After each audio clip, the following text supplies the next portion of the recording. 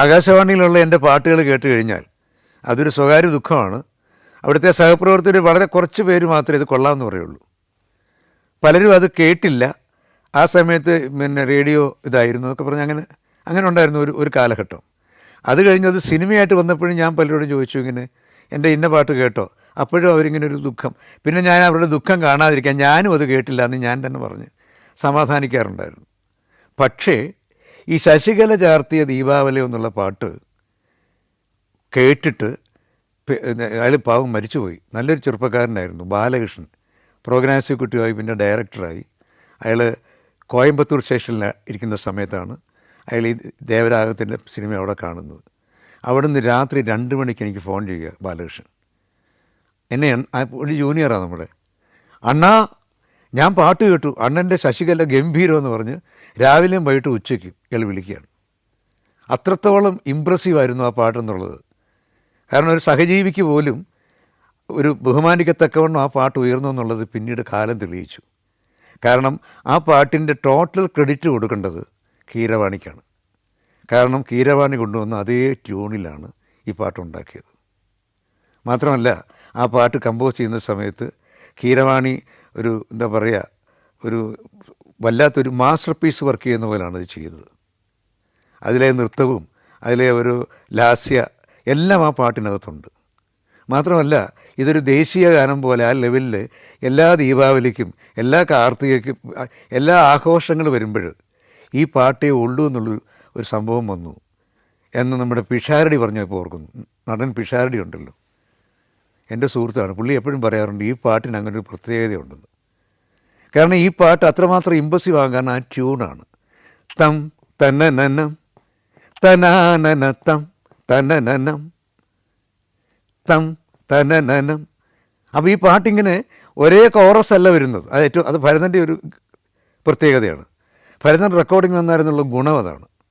അയാൾ ചിത്രകാരനാണോ, അയാളെന്ന് പറയാം, അദ്ദേഹം ചിത്രകാരനാണോ, കവിയാണോ, എഡിറ്ററാണോ, സംവിധായകനാണോ, ഒന്നും മദ്യപാനിയാണോ, ഒന്നും പറയാൻ പറ്റില്ല. പണ്ട് നമ്മുടെ ഇദ്ദേഹം പറഞ്ഞില്ലേ, ചങ്ങമ്പുഴ കൃഷ്ണപിള്ള പറഞ്ഞ പോലെയാണ്, ചെന്നായ, ചീങ്കണ്ണി, പോത്ത്, ചീറ്റപ്പുലി, പന്നി, പാമ്പ് എന്തൊക്കെയുണ്ട് ഇവനിൽ എന്ന് പണ്ട് പറഞ്ഞ പോലെ എല്ലാം അടങ്ങിയ ഒരു വലിയ മനുഷ്യ സൃഷ്ടി. അതാണല്ലോ മനുഷ്യ സൃഷ്ടി, എല്ലാവർക്കും ഉണ്ടല്ലോ. ഭരതൻ അതിൻ്റെ ഒരു എക്സാമ്പിൾ. ഈ പാട്ടുണ്ടല്ലോ കമ്പോസ് ചെയ്യുമ്പോൾ പുള്ളി ഈ കോറസ് റെക്കോർഡിങ് പഠിക്കേണ്ട, ഏതും സിനിമാക്കാരൻ പഠിക്കേണ്ട സംഭവം. ഞാൻ ആദ്യമായിട്ടാണ് അത് കാണുന്നത്, അങ്ങനൊരു സംഭവം. സാധാരണ കോറസ് പ്രത്യേക രാഗത്തിൽ കോറസ് ഉണ്ടാക്കും, ഈ കോറസ് പാടാൻ വന്നവനും രാഗത്തിലായിരിക്കും പാടുന്നത്. അങ്ങനെ കണ്ടുവരുന്നത്. ഇത് വ്യത്യസ്തമായിട്ട് എന്ന് വെച്ചാൽ ഈ ഗ്രാമത്തിൽ പലരാണ് ഡാൻസ് ചെയ്യുന്നത്. കാർത്തിക നാളിൽ വയസ്സിമാരുണ്ടാവും, വയസ്സന്മാരുണ്ടാവും, യുവതികൾ ഉണ്ടാവും, കുട്ടികളുണ്ടാവും. ഇവർക്കൊക്കെ പല വോയിസ് ആയിരിക്കും. അപ്പോൾ അന്ന് റെക്കോർഡിങ്ങിന് ഈ കോറസിന് ഞാൻ സ്റ്റുഡിയോയിലുണ്ടായിരുന്നു. കൺസോളിൽ ചിത്രം പാടാൻ വന്നിരിക്കുന്നു. ഒരുപാട് സ്ത്രീകൾ വേറെ വന്നിരിക്കുന്നു, ഒരുപാട് പ്രായമുള്ള സ്ത്രീകൾ, 10-70 വയസ്സുള്ള വടിയൊക്കെ കുത്തിപ്പിടിച്ച ആൾക്കാരൊക്കെ വന്ന് സ്റ്റുഡിയോയിലിരിക്കുകയാണ്. അതുപോലെ കൊച്ചു കുളന്തകൾ ഇതൊക്കെ വന്നിരിക്കുന്നു സ്റ്റുഡിയോയിൽ. അപ്പോൾ ഞാൻ ആലോചിച്ചത് എന്താ ഇവർ വന്നിരിക്കുന്നതെന്ന്. റെക്കോർഡിങ് സമയത്താണ് ഇതറിഞ്ഞത്. ഇവരെ കൊണ്ട് 1 മണിക്കൂറാണ് കോറസ് റെക്കോർഡ് ചെയ്തത് പുള്ളി. അതായത് ഒരു കൊള്ളാവുന്ന ചിട്ടയിൽ പാടുന്ന യുവതി പാടും തം തനനം തനാനനത്തം. ആ കൂട്ടത്തിൽ തന്നെ മറ്റേ യുവതി കിളവി പാടണം തം തനനം തന. അങ്ങനെ ആ കുട്ടി തം. ഇതെല്ലാം ഒരുമിച്ച് കോറസ് റെക്കോർഡ് ചെയ്യണം.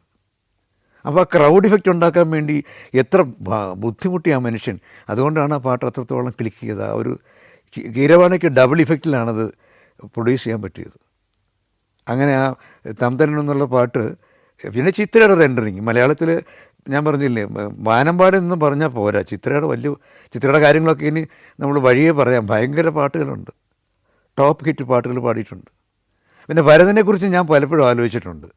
ഭരതൻ്റെ പടങ്ങൾ ഒരു മലയാള സിനിമയുടെ കഥ പോലെ എടുക്കാം. വാസ്തവത്തിൽ ഗന്ധർവക്ഷേത്രം എന്നുള്ള പടത്തിൽ വിൻസെൻറ്റിൻ്റെ ഏറ്റവും വലിയ ശക്തി ഭരതനായിരുന്നു.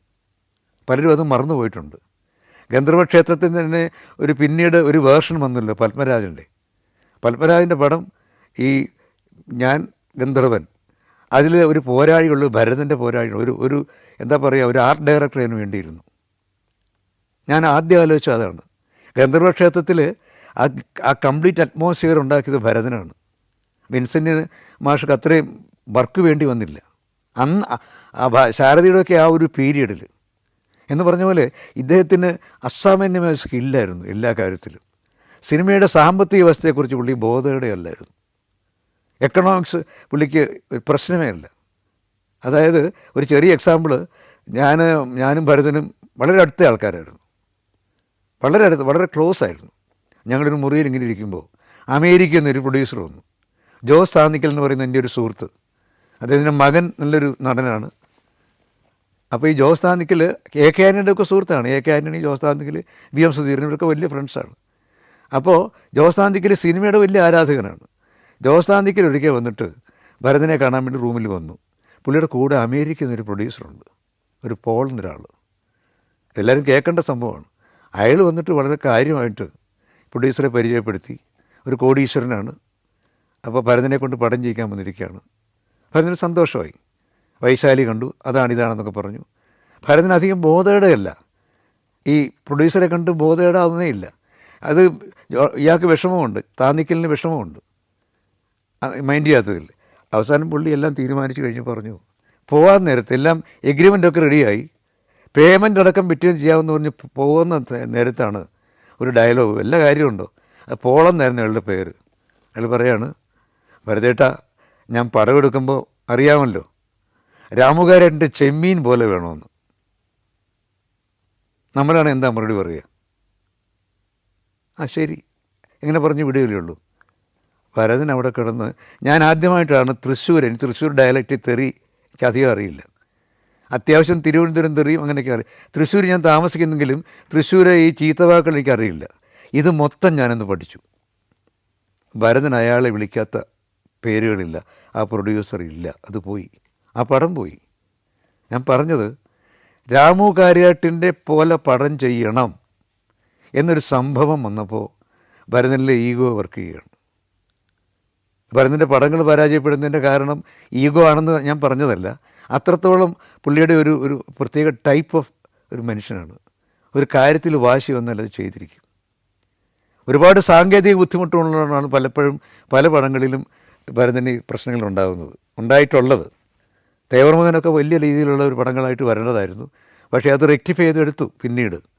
പക്ഷേ ഞാൻ എപ്പോഴും പറയും, എൻ്റെ ജീവിതത്തിലെ ഏറ്റവും വലിയ മലയാള ചലച്ചിത്ര ജീവിതത്തിലെ ഏറ്റവും വലിയ 1-2 നാഴികക്കല്ലുകൾ നമ്മുടെ ഭരതൻ, അതുപോലെ ബീൻസൻ മാഷ്, മോഹൻ, വാസുവേട്ടൻ, ഇവരൊന്നും മറക്കാൻ പറ്റില്ല. പിന്നെ ആദ്യമായിട്ട് സ്ക്രിപ്റ്റ് എഴുതി സൂപ്പർ സ്റ്റാർ ആയിട്ടുള്ള വൈക്കം മുഹമ്മദ് ബഷീർ, അതുപോലെ സ്ക്രിപ്റ്റ് ഒരുത്തിനും എഴുതാൻ പറ്റില്ല ജീവിതത്തിൽ. അദ്ദേഹത്തിൻ്റെ സ്ക്രിപ്റ്റ് ഞാൻ നേരിട്ട് വായിച്ചതാണ്. താമസമെന്തേ വരുവാൻ എന്നുള്ള സിനിമ, അതാണ് ഭാർഗവി നിലയം.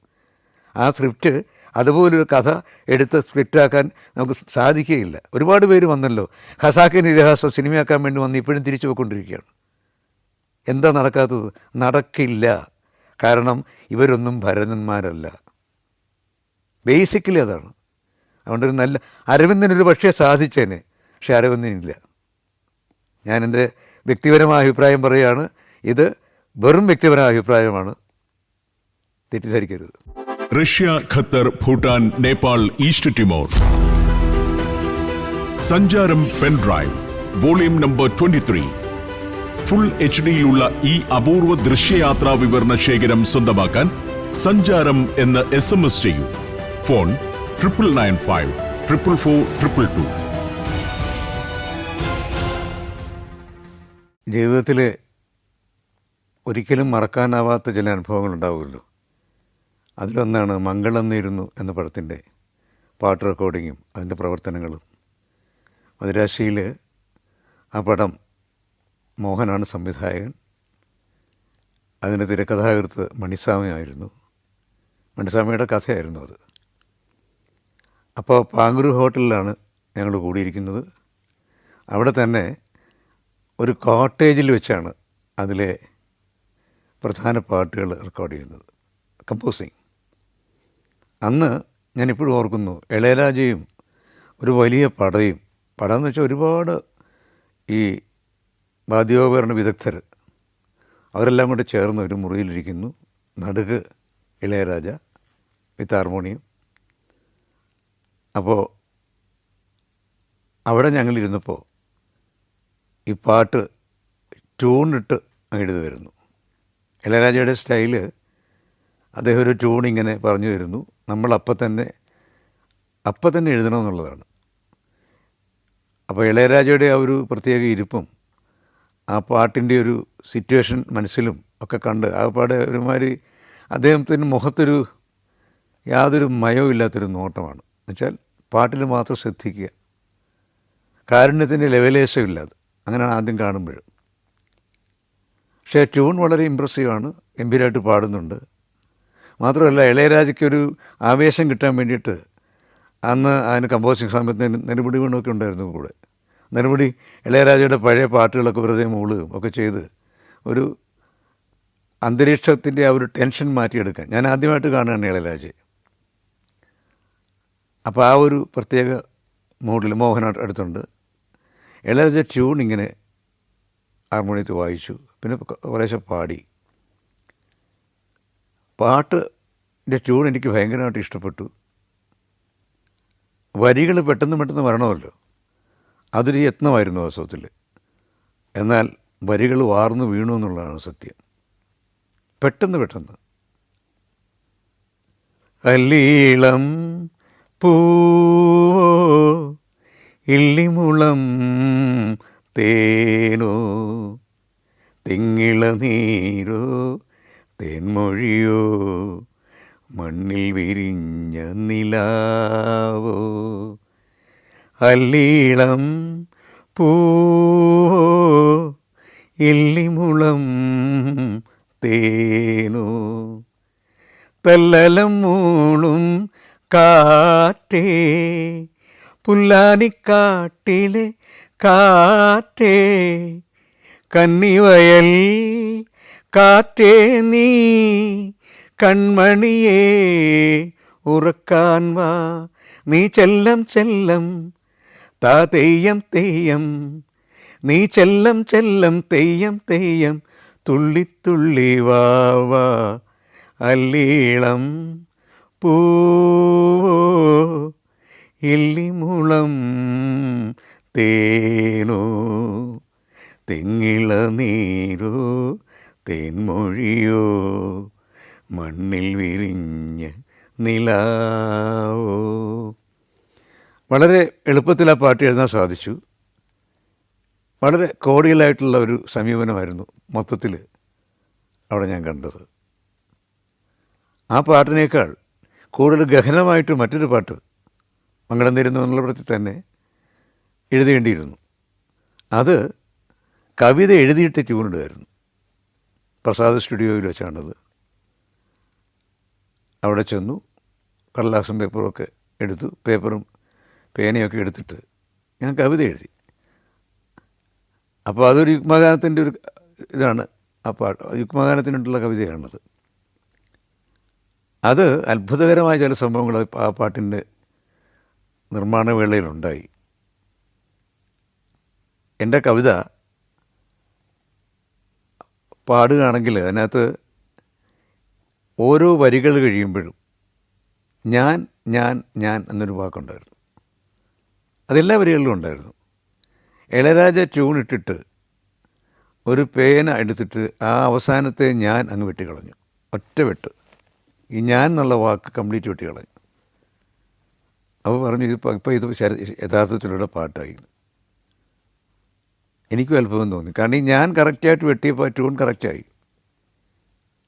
അതേ ഇട്ട ട്യൂണ്. അതിങ്ങനെയാണ് ആ പാട്ട്. വളരെ പോപ്പുലറായ പാട്ടാണ്. കല്യാണി മേനോനും യേശുദാസുമാണ് പാടിയത്. ആദ്യം ജാനകിയമ്മയാണെന്ന് തോന്നുന്നു ഉദ്ദേശിച്ചിരുന്നത്. പക്ഷേ കല്യാണിയമ്മയ്ക്കാണ് നറുക്ക് വീണത്. കല്യാണി മേനോനാണ് നറുക്ക് വീണത്. ആ പാട്ട് ഋതുഭേദ കൽപ്പന ചാരുത നൽകിയ പ്രിയ പാരിതോഷികം പോലെ, ഒരു രോമഹർഷത്തിൻ ധന്യത പുൽകിയ പരിരംഭണക്കുളിർ പോലെ, പ്രഥമാനുരാഗത്തിൻ പൊന്മണിച്ചില്ലയിൽ കവിതയെ പൂവായി നീ വിരിഞ്ഞു. സ്ഥലകാലമെല്ലാം മറന്നുപോയി, ഒരു ശലഭമായി നിന്നെ തിരഞ്ഞു ഞാൻ. മധുമന്ദഹാസത്തിൻ മായയിൽ അറിയാതെ എന്നെ പകർന്നു ഞാൻ, നിന്നിൽ പകർന്നു ഞാൻ.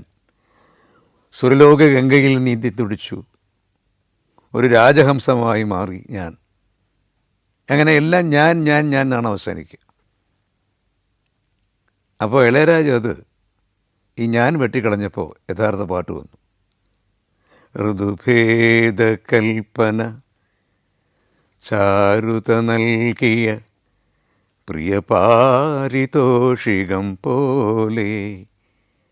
പോലെ ഞാൻ ആ ഞാൻ വെട്ടി, പോലെ ഞാനില്ല. ഒരു രോമഹർഷത്തിൻ ധന്യത പുൽകിയ പരിരംഭണ കുളിർ പോലെ ഞാനില്ല.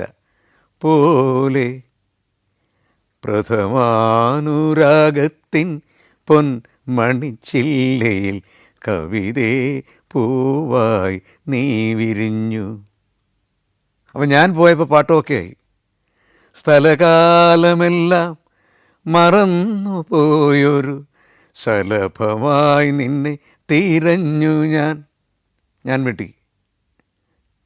മധുമന്ദഹാസത്തിൻ മായയിൽ എന്നെ അറിയാതെ നിന്നിൽ പകർന്നു ഞാൻ വെട്ടി. അറിയാതെ നിന്നിൽ പകർന്നു.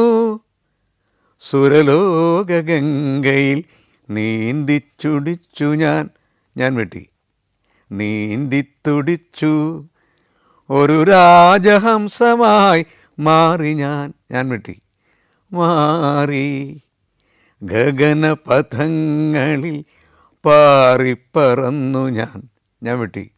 മുഴുതിങ്കൾ പക്ഷിയായി മാറി ഞാൻ വെട്ടി.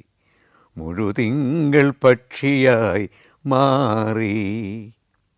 അപ്പോൾ എല്ലാ വരികളിലും അവസാനമുള്ള ഞാൻ കറക്റ്റായിട്ട് വെട്ടിക്കഴിഞ്ഞപ്പോൾ ഒറിജിനൽ ട്യൂൺ ആ വരികളുമായിട്ട് സിങ്കായി, യഥാർത്ഥ പാട്ടായി.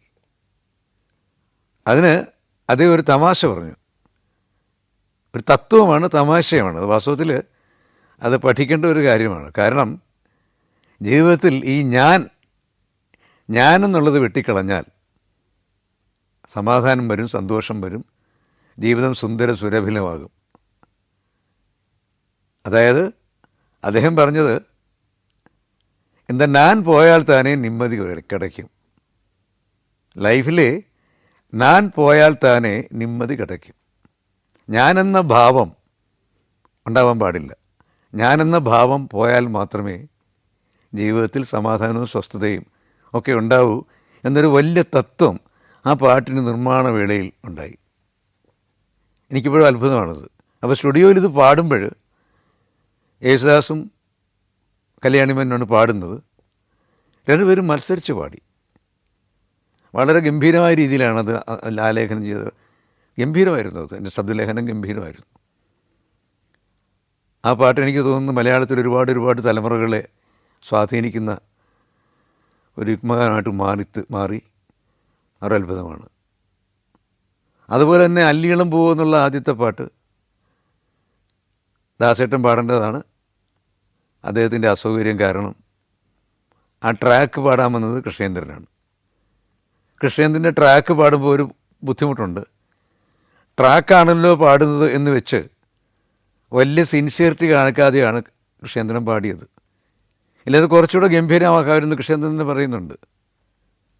അത് കുറച്ചുകൂടെ സജീവമായിട്ട് നല്ലവണ്ണം പാടാൻ കഴിയേണ്ട പാട്ടാണ്. പക്ഷേ ട്രാക്കാണെന്നുള്ള ധാരണയിൽ വന്നതുകൊണ്ട് മാത്രം അത്ര ആത്മാർത്ഥത കൊടുത്തില്ല അതിൻ്റെ റെൻഡറിങ് എന്നാണ് കൃഷ്ണേന്ദ്രൻ പറഞ്ഞത്.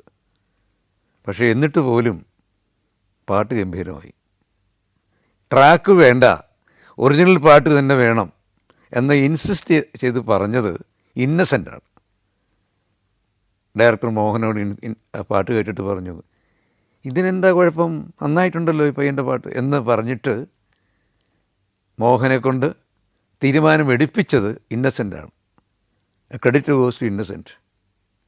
അങ്ങനെ കൃഷ്ണേന്ദ്രൻ്റെ ജീവിതത്തിലെ അവിസ്മരണീയമായൊരു സൂപ്പർ ഹിറ്റ് ഗാനം ഉണ്ടാവുകയാണ് അല്ലി ഇളമ്പൂവോ എന്ന പാട്ടിലൂടെ.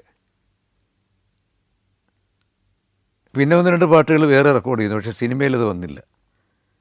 നല്ല വരികളായിരുന്നു.